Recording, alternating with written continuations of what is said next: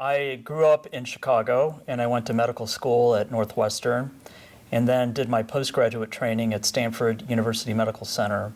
And it was during that time that I was exposed to the coronary care unit, which is a place where very sick patients go after having a heart attack, for example.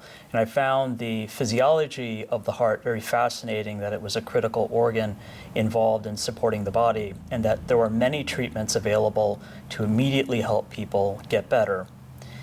After that, there was a connection also to my father, who had a heart attack when he was 37, and he actually died of sudden cardiac death at age 56. And that's what really connected me to cardiac electrophysiology, which is a sub-branch of cardiology that deals with the heart's electrical system and abnormal heartbeats that can cause cardiac arrest as well as other symptoms. Cardiac electrophysiology is a branch of cardiology that deals with not only the electrical system from the standpoint of slow heart rates and devices such as pacemakers, but also a procedure called ablation, whereby we can cauterize the circuits that cause abnormal heartbeats or fast heartbeats in a curative fashion. We specialize in the area of the electrical system, so that is our primary focus. We do not deal with areas of the coronary arteries, for example, or congestive heart failure. We work alongside our cardiology partners that deal with those areas so that there is a comprehensive approach to the patient. Great. So in electrophysiology, one of our primary procedures we do is catheter ablation, and there are a couple of different energy sources that can be used. Traditionally, radiofrequency energy is used, which actually heats the tissue, and if one thinks about a broken wire, a break in the insulation is what causes abnormal heart rhythms, or what are called arrhythmias. With ablation, we are essentially sealing the insulation around that broken wire using a catheter that delivers heat and converts the abnormal cells over to scar tissue, which acts as an electrical insulation.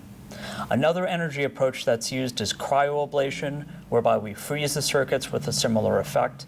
And at Mission Hospital, we recently acquired the cryoballoon that is used for atrial fibrillation ablation, in addition to a technology we've had for several years now called stereotaxis, which is a robotic magnetic navigation system that's used to do the procedure in a more accurate and safe way.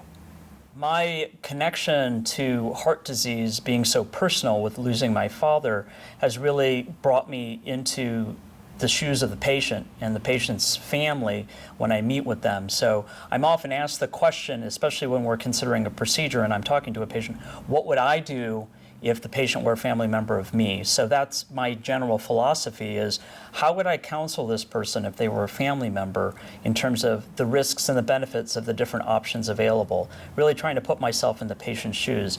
It's a challenge because one has to also be on the professional side as a physician looking objectively at the situation that the patient's in, but also have that human component. Cardiology has undergone multiple evolutions over the last several decades, and electrophysiology in particular, and specifically atrial fibrillation, which is a very common irregular heartbeat that people have, has driven the development of technology in the area of cardiac electrophysiology. In the beginning, several decades ago, all that were available were medications which were not that effective and actually had several serious side effects, including inducing cardiac arrest.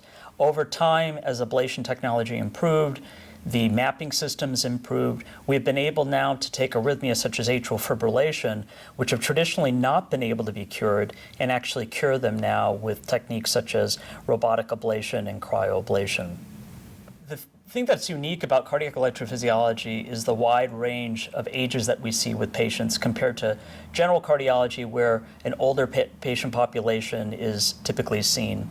With our field of electrophysiology, we can see patients as young as 12, 13 years old that are born with a short circuit called Wolff-Parkinson-White syndrome. In fact, my youngest patient that I did an ablation on was 14 years old.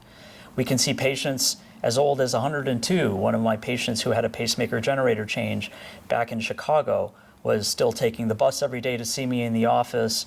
And so that's what's, I think, very unique and also gratifying, is that we can see this whole range of patients from different walks of life. And our techniques of being able to cure people of rhythm disturbances are fairly immediate. And I think that is one of the things that's very gratifying about the field.